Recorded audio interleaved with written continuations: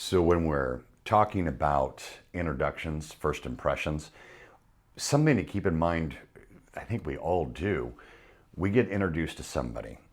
Let's say Fred introduces us to his wife, Mary, and we say, "Oh, Mary, nice to meet you. I've heard such great things about you."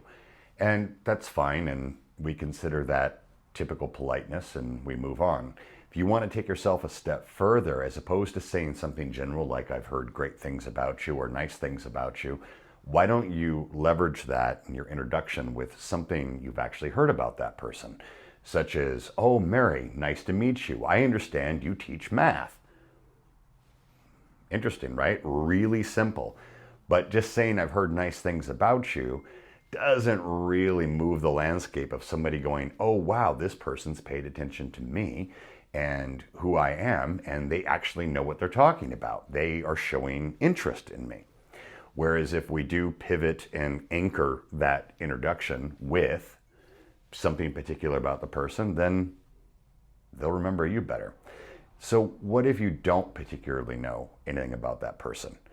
So you meet Mary, and "Mary, it's wonderful to meet you. What is it you do for a living?" "Mary, wonderful to meet you. How long have you been coming here?" "Mary, nice to meet you.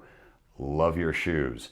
Anything particular about the person is going to make them focus on you and make you more interesting. You always want to be remembered, being memorable, when you meet people. Remember, we are in a relationship building business. You don't want to fade into the mix where you look just like every other salesperson or every other realtor out there.